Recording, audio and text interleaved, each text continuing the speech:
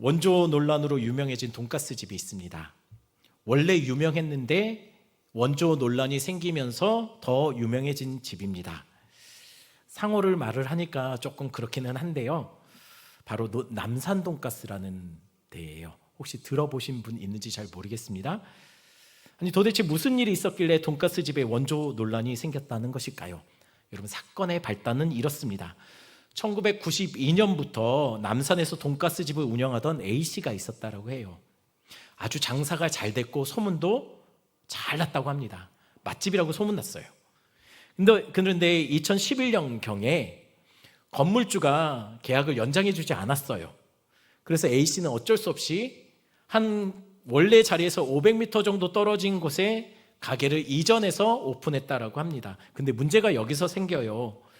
A씨를 내보내고 건물주가 그 A씨가 떠난 자리에다가 돈가스 집을 차린 거예요. 게다가 간판을 이렇게 달았습니다. 한쪽이 원래고 이쪽이 바뀐. 어떤가요? 뭐가 바뀌었죠? 숨은 그림 틀린 곳 찾기 한번 해보세요. 똑같죠?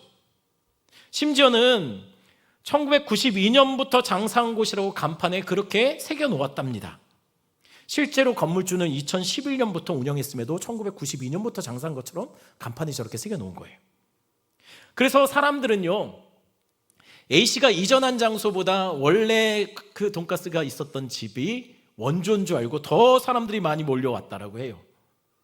그러니 원래 남산 돈가스 사장님 입장에서는 어떻겠습니까? 마음이 불편하죠. 그래서 A씨는 건물주를 상대로 고발을 했다고 해요. 고소를 했다고 해요.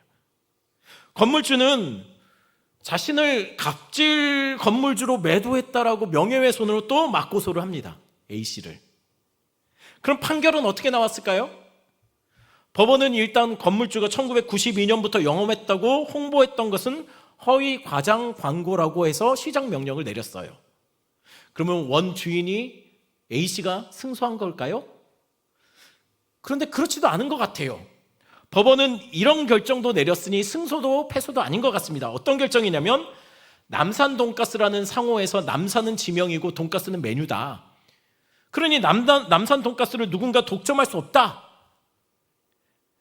한마디로 남산 돈가스라는 상호는 누구나 써도 법적으로 문제가 없다라고 판결을 내린 겁니다. 그렇게 하고 나니까 난리가 났어요. 어떤 난리가 났냐면 남산에 가면 이런 돈가스 집이 많다라고 해요. 원조 왕 돈가스, 원조 남산 돈가스, 남산 왕 돈가스. 다들 남산 돈가스 천지래요. 그래서 이름으로 다 거기니까 어떤 식당에서 먼저 우리 집은 1977년부터 원조 남산 돈가스다 라고 상호를 걸어요. 그랬더니 그 옆에다가 1년 더 빨리 우리는 1976년부터 남산 왕 돈가스라고 간판을 붙였습니다. 이젠 누가 원조인지 누가 짝퉁인지 의미가 없어졌어요. 다 남산 돈가스예요. 그래서 결론이 뭡니까? 결론은 이제는 간판이나 문구나 장소로 승부할 때가 아니라 맛으로 승부해야 된다는 거예요. 원조는 맛으로 승부합니다. 맛있으면 남산이 아니라 필봉산이어도 그게 진짜 원조 돈가스 집이 된다는 거예요. 아니 그런데 설교 시간에 왜 돈가스 원조 논쟁을 한번 이야기하는 걸까요? 오늘 본문에도 돈가스는 아니지만 원조 논쟁이 벌어지고 있기 때문이에요. 무엇에 대한 원조 논쟁일까요? 바로 예배 장소에 대한 원조 논쟁이 벌어졌습니다. 아니 이게 무슨 말입니까? 우리가 지난 시간에 무엇을 같이 다루었죠? 예수님과 사마리아 여인이 우물가에서 대화하는 장면을 같이 살펴봤습니다. 그래서 대화의 주제가 뭐였습니까? 마시면 영원히 목마르지 않을 생수에 대한 이야기를 하고 있었어요. 근데 생수 이야기하다가 갑자기 예수님이 느닷없이 여인에게 뭐라고 하냐면 남편 데려오라고 얘기해요. 그 말에 여인이 뭐라고 합니까? 난 남편이 없습니다 라고 거짓말을 해요. 그런데 어디서 감히 귀신은 속여도 예수님은 어떻게 속입니까? 그래서 예수님이 그렇게 말을 하죠. 그래 맞다. 네 말이 맞다. 너 전에 5명 남편 있었다. 근데 지금 살고 있는 남자 네 남편 아니니까 너 남편 없다는 말 네 말이 맞다. 여자는 지금 예수님 앞에 다 자기 속 상태가 다 들통이 난 거예요. 그 말에 여자는 이렇게 답합니다. 내가 보니까 당신은 선지자 같습니다. 왜요? 용해 보이셨나 봐요. 뭔가 영험하고 뭔가 영적으로 뭔가 있는 것처럼 느낀 거예요. 그러고 나자 여인은 지금부터 진짜 자신의 목마름에 대해서 이야기합니다. 남편들 말고요, 그녀가 갖고 있는 진짜 목마름, 그게 뭡니까? 바로 하나님에 대한 목마름. 이것은 곧 뭐와 연결이 되냐면 예배에 대한 목마름이에요. 그래서 오늘 본문 20절에 이렇게 말을 하는 것이죠. 20절 같이 읽겠습니다. 우리 조상들은 이 산에서 예배하였는데 당신들의 말은 예배할 곳이 예루살렘에 있다 하더이다. 여인이 예수님께 이렇게 말을 합니다. 우리는 이 산은 그리심산을 말을 하는 거예요. 우리는 그리심산에서 예배하는데 당신 유대인들은 예루살렘에서 예배해야 된다고 하더라. 그러니 어디서 예배하는 것이 맞냐? 라고 묻는 거예요. 아니, 이게 무슨 말입니까? 잘 아시는 것처럼 사마리아 사람들은 유대인들에게 어떤 존재입니까? 개나 돼지처럼 여겨졌어요. 그러니 성전에 오면 사마리아 사람들은 성전에서 입구에서 막혀요. 성전은요, 예루살렘 성전은요, 사마리아 사람들에게 입장 불가였습니다. 왜냐하면 부정한 자들이니까. 그러면 사마리아 사람들은 어디서 예배하면 될까요? 예배드릴 곳이 없어요. 그래서 사마리아 사람들은 자신의 예배처를 그리심산에다 만들어 놓은 겁니다. 아니, 그런데 신명기서에 보면 하나님이 뭐라고 말씀하시냐면 신명기 12장 11절입니다. 우리 같이 볼까요? 같이 읽겠습니다. 너희는 너희 하나님 여호와께서 자기 이름을 두시려고 한 곳을 택하실 그곳으로 내가 명령하는 것을 모두 가지고 갈지니 곧 너희의 번제와 너희의 희생과 너희의 11조와 너희 손의 거제와 너희가 여호와께서 원하시는 모든 아름다운 서원물을 가져가고. 하나님이 무엇을 명령하셨습니까? 하나님이 약속의 땅에다 한 장소를 택해 주실 거래요. 그러면 거기서 제사하고 거기서 모든 제물을 거기서 바치라는 거예요. 그러니 이게 문제가 되는 거예요. 사마리아 사람들은 그리심산에서 예배하고 유대인들은 예루살렘에서 예배드립니다. 근데 하나님은 한 곳에서 예배드리고 한 곳에서 제물을 바치라고 했습니다. 그러니 여기서부터 돈가스 원조 논쟁처럼 예배의 원조 논쟁이 벌어지는 겁니다. 아니, 그런데 당연히 예루살렘 성전에서 예배 드리는 것이 맞는 거 아닙니까? 네, 그래 보입니다. 하지만 사마리아 사람들 입장에서도 그럴까요? 사마리아 사람들이 그리심산에서 우리가 예배하겠다라고 예배처로 삼은 이유가 무엇일까요? 거기에 다 이유가 있다는 거예요. 어떤 이유냐면 창세기 12장 6절 7절입니다. 제가 6절, 여러분 7절 읽으십시오. 아브라함이 그 땅을 통과하여 세겜 땅 모래 상수리 나무에 이르니 그때 가나안 사람이 그 땅에 거하였더라. 여호와께서 아브라함에게 나타나 이르시되 내가 이 땅을 내 자손에게 주리라 하신지라. 자기에게 나타나신 여호와께 그가 그곳에서 단을 쌓고. 아브라함이 가나안 땅에 들어와 어디에 첫 단을 쌓고 예배했다라고 성경이 기록하고 있습니까? 예, 6절인데 넘어가서 잘 안 보이죠. 세겜이에요, 세겜. 아니, 그런데 세겜이랑 그리심산, 우리 지금 그리심산 얘기하는데 세겜이랑 그리심산이랑 무슨 상관이 있죠? 여러분, 예루살렘 하면 떠오르는 산은 시온산입니다. 제주도 하면 떠올라지는 산은 한라산. 오산 하면 필봉산. 그럼 세겜 하면 무슨 산이죠? 어찌 알았어요? 맞습니다. 그리심산이 세겜 땅을 둘러싸고 있는 산이에요. 그래서 사마리아 사람들은 아브라함이 처음 가나안 땅에 들어와서 세겜에서 단을 쌓았다는데 그 단을 쌓은 장소가 바로 그리심산이라고 생각을 해요. 그러니 하나님이 한 곳, 가나안 땅, 약속의 땅에 한 곳을 정해서 하나님이 제사를 받으시겠다라고 말을 했다면 바로 아브라함이 첫 단을 쌓았던 바로 그곳 그리심산이 여기가 진짜라고 주장하는 거예요. 이뿐 아닙니다. 야곱도요, 여기에 단을 쌓고 예배합니다.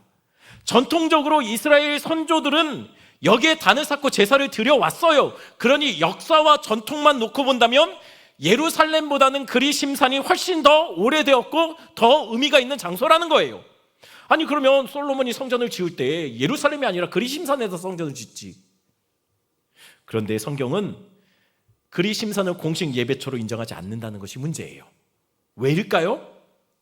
여러분 이게 뭡니까? 이게 뭐죠? 정체를 모르겠지만 떡볶이에 핫도그를 갖다 놨어요. 맛있을까요? 어울릴까요? 어울리면 이미 팔았겠죠. 근데 처음 보지 않습니까? 그럼 이건 어떻습니까? 김치, 탕수육, 피자 맛있는 것들만 모아놨으니 합력하여 선을 이루는 맛이 나오겠죠. 돈 주고 사 먹고 싶습니까? 그럼 이건 어떤가요? 이게 뭐냐면 짜장면과 떡볶이를 섞어놓은 환상의 콜라보레이션입니다. 이것의 정체가 뭘까요? 아마도 분식집에서 팔면 짜장떡볶이고 중국집에서 팔면 짬뽕이 되겠죠. 어찌됐든 야들의 정체가 누군지 우리는 모릅니다. 그리심산의 예배가 그래요. 이곳에 드리는 예배의 정체가 당최 뭔지 몰라요. 왜냐하면 이들이 예배하는 대상이 하나님이라고 불러요. 그런데 예배 방식이 우상재단에서 예배드리는 방식이에요. 그리고 때로는 금송아지를 갖다 놓고도 예배한답니다. 금송아지를 하나님이라고 부르면서 예배해요. 그러니 이게 뭡니까? 이게 무슨 예배입니까? 예배 원조를 말하는데 이게 예배 원조가 맞습니까? 이것저것 다 섞여버린 짬뽕이 되어버렸다는 거예요. 마치 1991년에 WCC 총회 때 여러분 세상에 이런 짓을 했다는 거예요. 이게 뭐냐면요, 영혼을 부르는 무당들이 하는 초혼제를 교회 협의회 총회인데 여기서 무당들이 하는 접신굿을 한 거예요. 예, 다 알고 있는 내용이죠. 실제로 있었던 일이에요. 그러니 이런 예배를 하나님 인정하실까요? 아니요. 그리심산에서 드리는 예배가 그랬습니다. 그럼 그리심산이 탈락이니 예루살렘 성이 맞네요. 이제 거기서 예배하는 것이 맞죠? 그런데 문제는 예수님이 오늘 본문에서 이렇게 말하고 있다는 거예요. 요한복음 4장 21절 말씀 같이 읽습니다. 예수께서 가라사대 여자여 내 말을 믿으라. 이 산에서도 말고 예루살렘에서도 말고 너희가 아버지께 예배할 때가 이르니라. 예수님이 뭐라고 하냐면 이 산도 아니고 그리심산도 아니고 예루살렘도 아니랍니다. 둘 다 아니라는 거예요. 아니 둘 다 아니면 어디에서 예배하죠? 어디서 예배를 드려야 맞습니까? 예수님은 지금 예배는 장소의 문제가 아니라고 말씀하시는 거예요. 아니 그런데 그리심산이 아니면 이거는 이해가 되는데 왜 예루살렘이 또 아니라고 말씀하시는 걸까요? 여러분 이미 예수님은 앞장들에서 성전 정화 사건을 통해 이 성전이 아니라고 말씀하셨어요. 왜 아니냐면 예루살렘 성전은 이미 율법과 종교적인 신념으로만 가득 채워진 화석화되어진 죽은 장소가 되었기 때문이에요. 그곳에 진정으로 하나님을 찾는 마음이 없어요. 누구도 하나님의 마음을 그곳에서 찾지 않아요. 그래서 하나님은 이미 말라기 선지자를 통해서 이렇게 말씀하셨던 거예요. 말라기서 1장 10절 말씀 같이 있습니다. 만군의 여호와가 이르노라 너희가 내 제단 위에 헛되이 불사르지 못하게 하기 위하여 너희 중에 성전 문을 닫을 자가 있었으면 좋겠도다. 내가 너희를 기뻐하지 아니하며 너희가 손으로 드리는 것을 받지도 아니하리라. 하나님이 이미 이 제단에서 계속 마음도 없으면서 그냥 종교적인 행위만 하고 있는 이스라엘을 향해서 이렇게 말을 하고 있는 거예요. 누가 좀 성전 문을 닫을 자가 있었으면 좋겠다. 그래서 예수님이 건물로서의 성전 시대의 문을 닫기 위해서 이 땅에 오신 거예요. 그럼 건물로서의 성전 시대가 문을 닫았다면 이제 어떻게 예배하는 시대가 열리게 되었을까요? 오늘 본문 23절 이렇게 말을 합니다. 23절 같이 있습니다. 아버지께 참되게 예배하는 자들은 영과 진리로 예배할 때가 오나니 곧 이때라. 아버지께서는 자기에게 이렇게 예배하는 자들을 찾으시느니라. 이제 어떤 시대가 되었다라고 말하고 있습니까? 어디서 예배하느냐, 장소가 아니라 어떻게 예배하는지 예배하는 자들을 찾는 시대가 되셨다라는 거예요. 성전은 이 건물이 아니라는 거예요. 진짜 성전은 참되게 예배하는 여러분들이 성전이 된다는 거예요. 성전은 이제 장소의 개념이 아닙니다. 참되게 예배하는 자들이 삶의 자리에서 주님을 찾고 예배한다면 그곳이 바로 하나님의 나라가 되고 그곳이 바로 성전이 된다는 것이에요. 아니, 그러면 도대체 참되게 예배한다는 것이 무엇일까요? 어떻게 하면 참되게 예배할까요? 여러분, 참되게 예배하려면 여러분 어떻게 해야 됩니까? 이곳에 들어올 때 음료수 갖고 들어오면 안 되고, 이곳에 들어올 때 성경책 없이 갖고 오면 안 되고, 깔끔한 옷 입고 오고. 여러분, 그것이 참되게 예배하는 것일까요? 하나님이 원하시는 것이 그걸까요? 여러분, 참되게 예배한다는 것은 오늘 본문에서는 이렇게 말합니다. 영과 진리로 예배하는 것. 그 자들이 바로 참되게 예배하는 자라고 얘기해요. 그럼 영은 뭘까요? 영은 성령을 말하는 거예요. 여러분, 기억하십시오. 성령이 아니면 우린 누구도 예수를 주로 고백할 수 없습니다. 성령이 아니면 하나님의 말씀을 알 수도 없어요. 또한 성령이 아니면 누구도 우리는 하나님 앞에 나와 온전히 예배할 수 없습니다. 그러니 예배는 내 힘으로, 내 노력으로, 내 정성으로, 내 열심으로 드리는 거 아니라는 거예요. 하나님은 여러분들의 열심이 아니라 여러분을 통해서 일하시는 성령의 열심으로 여러분의 예배를 받으시는 거예요. 왜냐하면 우리는 흙덩어리거든요. 흙덩어리 같은 우리에게 하나님이 성령을 부어주셔서 생명으로 우리가 풍성하게 주님 앞에 나와 예배할 수 있게 만드신 거예요. 그러니 예배는 성령으로 드리는 겁니다. 성령의 잔치가 바로 예배라는 거예요. 그럼 영은 알겠는데 진리는 뭘까요? 여러분, 이거 이 말씀을 예전 성경에는 뭐라고 번역을 했었냐면요, 신령과 진정이라고 얘기했어요. 그래서 이걸 가지고 많은 설교자들이 설교를 할 때 예배는 진정함으로 드려야 된다, 진실한 마음, 정성을 다해야 된다라고 설교를 많이 하셨어요. 그런데 그건 사실 한글 성경이 잘못 번역을 해서 오해로 나온 해석입니다. 왜냐하면 이 진정이라고 번역했던, 오늘 보면 우리 성경에는 진리라고 지금은 번역해 놨는데요, 이 번역의 원어가 알렉데이아라는 단어를 씁니다. 이 단어가 우리말로 하면 실체 혹은 본질, 이렇게 번역되는 단어예요. 이걸 좀 더 풀어서 얘기하면 감추어졌던 것을 드러내는 것, 숨겨졌던 것이 숨김없이 다 노출된 것. 한마디로 요즘 젊은 사람들 용어로 찐 혹은 레알. 이 레알이라고 하면 우리 애들 이거 요즘 그거 우리 안 써 뭐 이렇게 얘기할 텐데, 레알, 진짜라는 거예요. 진정함이 혹은 정성이 아니라 진짜 실체, 본질로 예배다라는 것이에요. 이 단어가 쓰인 예를 들면 요한복음 1장 9절에 이렇게 나옵니다. 같이 읽습니다. 참빛, 곧 세상에 와서 각 사람에게 비추는 빛이 있었나니. 여기서 참빛 할 때 참이 알렉데이아입니다. 요한복음 15장 1절도 마찬가지입니다. 제가 있습니다. 내가 참 포도나무요. 여기서 참이 알렉데이아입니다. 그러니 오늘 본문의 알렉데이아는 진정함이라고 설명하면 안 된다는 거예요. 찐, 참, 진짜, 실체, 이렇게 번역하는 것이 맞다는 거예요. 그동안 감추어 있던 실체가 드러난 것이 알렉데이아라는 것이죠. 그러면 이 말은 바꿔 말하면 이렇게 말할 수 있어요. 그동안 감추어진 것이 있었고, 그동안 실체가 드러나지 않은 그림자 같은 거, 원형이 아닌 모형과 같은 것을 놓고 예배하던 때가 있었다는 얘기예요.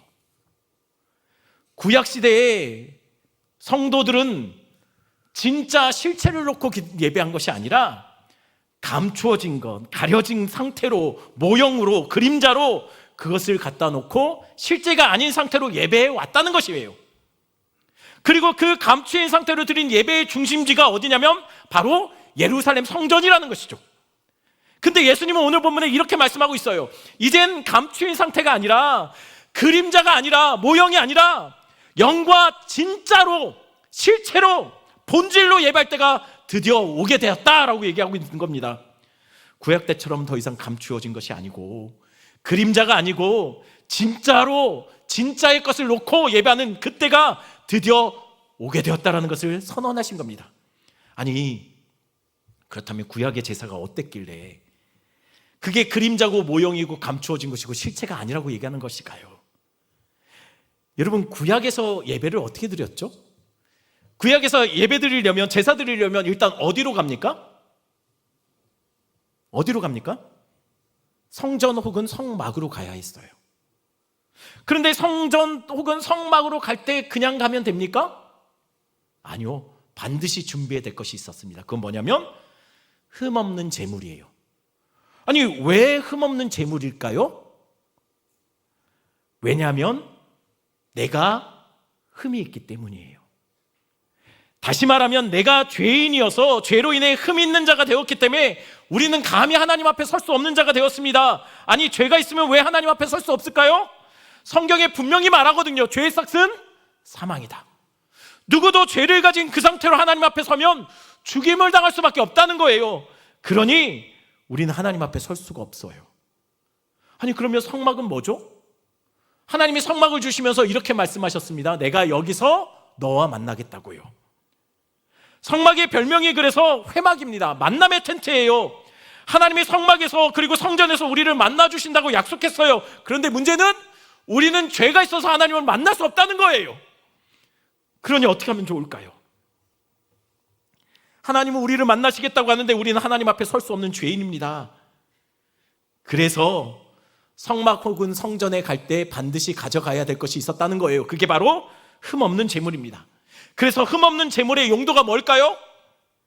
일단 흠없는 제물을 가져갔다면 제단 앞에서 먼저 안수해야 됐어요. 그 제물에. 이 안수한다는 의미가 뭘까요? 이거 왜 안수할까요? 죄의 정가입니다. 내가 가지고 있는 죄를, 내가 흠이 있으니까 흠없는 이 제물에게 내 죄를 짊어지게 하는 거예요. 이렇게 안수하고 나면 이제 흠없던 양은 이제 더 이상 흠없는 양이 아니에요. 죄를 짊어진 양이 돼요. 내 죄를 짊어진 게 돼요. 대신 나는 내가 짊어졌던 죄를 이 양에게 넘기면서 나는 죄에서 자유하게 되는 거죠. 그럼 이제 제사장이 이 짐승을 죽입니다. 그리고 그 가축을 벗기고 각을 떠서 제단 위에 올려놓게 돼요. 흠없던 제물이 제사 드리는 자의 죄를 짊어지고 죽음의 자리에서 생명을 내놓게 돼요. 왜요? 죄의 값은 사망이기 때문입니다. 이 양이 죄를 짊어지고 죽음으로 죄값을 지불하게 된 거예요. 그러니 우리는 더 이상 지불할 죄값이 없는 것이죠. 물론 바로 나가자마자 또 죄를 짓게 되지만요. 근데 이게 그동안 구약에서 이렇게 제사를 드린 것인데, 그런데 이게 사실 뭐라고 성경이 말하고 있냐면 진짜가 아니래요. 진짜가 감추어진 그림자였대요. 실체가 아니었답니다. 이 안에서 뭔가가 벗겨지고 진짜가 드러나게 하기 위해서 단지 모형처럼 우리에게 주어졌다라는 거예요. 그런데 드디어 예수님이 그 말을 하세요. 이제 감추어진 모형이 이제는 벗겨지고 실체가 드러났다는 거예요. 그래서 이제 그림자인 장소에서 그림자인 제물을 그림자인 제사장이 드려왔던 그 제사가 아니라 영으로, 진짜로, 실체로 예배를 드리는 시대가 왔다는 겁니다. 도대체 이전에 구약 제사에서 감추어진 것, 그런데 지금은 드러난 것, 그것이 무엇일까요? 하나님이 말씀하셨던 한 예배의 장소, 거기서 내가 제물을 받고 거기서 내가 예배를 받겠다는 그 예배의 장소, 진짜 원조는 어디냐는 거예요. 요한은 이렇게 말합니다. 요한복음 8장 32절입니다. 우리 같이 읽겠습니다. 진리를 알지니 진리가 너희를 자유롭게 하리라. 여기서 진리도 알렉데이아입니다. 그런데 예수님이 지금 말하는 이 진리가 뭐냐면요, 바로 예수 그리스도를 말을 해요. 감췄던 진짜가 바로 예수 그리스도라는 거예요. 그러니 하나님이 한 장소를 정해서 거기서 내가 제물을 받고 예배를 받겠다라는 그 장소는 어디가 되는 걸까요? 바로 예수님이 죽으신 십자가를 말하는 거예요. 구약의 모든 감추인 것들, 그림자로 사용된 모든 것들이 사실은 예수님을 드러내기 위한 것들이었다라는 거예요. 근데 이제는 실체가 오셨다는 거죠. 이제 더 이상 그것으로 예배할 때가 아니라는 거예요. 실체로 예배하라는 거예요. 그래서 예수님이 첫 사역을 시작할 때 세례 요한이 예수님을 보고서 뭐라고 외칩니까? 보라, 세상 죄를 지고 가는 하나님의 어린 양이로다. 그런데 원어로는 그냥 어린 양이 아니라 그 어린 양이 맞아요. 왜 그 어린 양일까요? 그동안 제사 때마다 수많은 양들을 잡아왔잖아요. 예수님은 그 양들 중에 어떤 하나가 아니라는 거예요. 그 모든 양들이 사실은 누구를 알리고 있다고요? 예수 그리스도를 보여주는 거라는 거예요. 예수 그리스도의 그림자라는 거예요. 뿐만 아니라 구약 곳곳에 등장하는 양들이 모두 그 양 대신 예수 그리스도를 보여주는 모형이었습니다.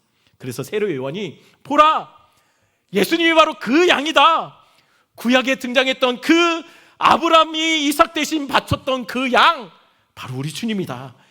유월절 어린 양 대신 분이 바로 우리 예수님이다. 그러니 진짜는 예수님이라는 거예요. 그래서 그림자에 사로잡혀 그림자를 붙잡고 예배하지 말고, 보라, 저분이 바로 우리가 봐야 할 진짜 그 양이니 저 양으로 예배하라는 거예요. 그래서 제사장 가문에 세례 요한이 예수님께 안수하여 세례를 준 겁니다. 이게 단순히 세례 준 사건이 아니에요. 사실 예수님은 세례 받으실 이유가 없는 분이세요. 예수님이 무슨 죄 씻김을 받기 위해서 세례를 받습니까? 죄가 없으신 분인데. 그래서 학자들은 이 사건을 이렇게 말을 합니다. 이건 단순한 세례 받은 사건이 아니라 온 인류의 죄를 예수님 위에 전가시키는 지금 제사장의 안수기도와 같은 것이었다라고요. 그리고 이렇게 세례 받으심으로 예수님은 공식적으로 대속 제물로서 대속 사역을, 메시아의 사역을 시작하게 돼요. 그리고 결국 예수님은 그 모든 인류의 죄짐을 다 짊어지고 십자가에 오르셔서 찢기고 깨지고 죽으심으로 우리의 죄값을 다 지불하신 겁니다. 마치 희생제물 되는 양에게 안수하여 죄를 전가시키고 난 뒤에 그 양을 찢고 각을 떠서 제단에 올려놓듯 우리 주님이 찢기고 상하신 몸으로 그 십자가의 제단 위에 올라가셨다라는 거예요. 흠없으신 그분이 우리 죄로 인해서 그것을 다 짊어지고 죄가 되신 모습으로 십자가를 지셨다는 거죠. 그러니 우리 예배에서 뭐가 필요할까요? 우리가 제대로 예배를 드리기 위해서 우리에게 필요한 것이 무엇일까요? 멋진 장소, 좋은 음향 시스템, 영상, 여러분 그것들은 도구입니다. 이것들이 아니에요. 진짜는 성령님의 일하심과 흠없는 양 대신 예수 그리스도의 십자가의 공로가 필요한 거예요.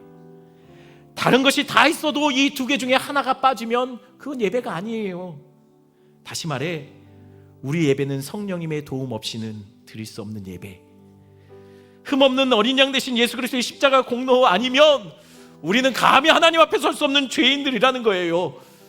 그 십자가의 은혜가 없으면 그거는 예배가 아니라는 거예요.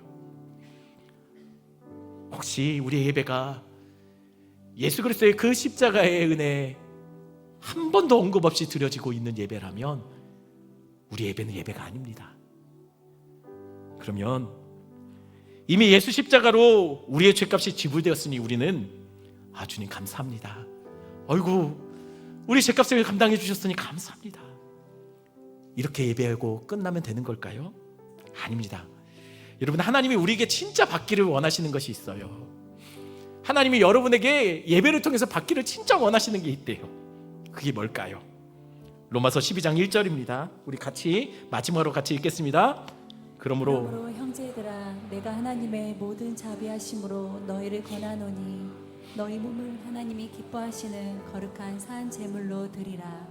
이는 너희가 드릴 영적 예배니라. 하나님이 여러분에게 예배를 통해서 정말 원하시는 거 한 가지, 그건 바로 여러분 자신이랍니다. 여러분 자신을 그냥 드리라는 얘기가 아니라 거룩한 산제물로 드리래요. 이게 무슨 말이죠? 여러분, 구약의 제사는 그림자라고 했잖아요. 실체를 보여주는 그림자. 근데 구약의 제사가 재밌는 게 한 가지 있습니다. 제사가 시작되기 전과 시작되고 난 후에 바뀌는 게 하나 있어요. 그건 뭐냐면 제물이 사라져요. 제사가 시작되기 전에는 제물이 막 매매 하고 다니거든요. 말도 되게 안 들어요. 그래서 질질 끌려오죠. 제사가 시작되기 전에는 제물은 팔팔해요. 그런데 제사가 끝났을 때는요, 제물은 죽고 불태워져서 재 하나 남지 않아요. 다 사라져요. 재물이 팔팔하게 제사가 끝났는데도 살아있다면 그거는 제사를 안 드린 거예요. 하나님이 여러분의 예배를 통해서 받기를 원하시는 것이 바로 그거예요. 예배가 시작되기 전과 예배가 끝난 후에 여러분이 반드시 드려야 될 것, 그게 뭡니까? 바로 나 자신이에요. 예배가 시작되기 전에는 내가 살아있을 수 있어요. 하지만 예배가 끝났을 때는 내가 없어져야 돼요. 목숨을 끊으라는 얘기일까요? 아닙니다. 그 얘기가 아니에요. 죄만 선택했던 나, 내 고집, 내 욕심, 내 정욕, 내 혈기가 가득했던 내가 예배가 끝나면 다 죽고 이제는 예수 그리스도가 나와 함께 살고 나를 통치하고, 그래서 삶의 자리로 나아갈 때는 예수처럼 말하고 예수처럼 생각하고 예수처럼 선택하고 내 모습 속에 예수 그리스도의 모습이 나타나는 것, 그게 하나님이 여러분들에게 원하는 삶의 예배라는 거예요. 많은 교회들이 여기서 마치 죽은 것처럼 나를 드렸는데 주차장 가서 부활하신대요. 빨리 차 안 뺀다고 막 혈기 부리고 막 그러는 교회들이 있어요. 우리 교회 말고 다른 교회예요. 여러분, 하나님이 여러분에게 원하시는 것은 여러분의 자신, 죄성을 가진 여러분입니다. 그리고 이제는 주님께서 여러분의 삶에서 여러분 다스리고 통치하시길 원하신다는 거예요. 우리 말씀 생각하시면서 이 찬양 같이 합니다.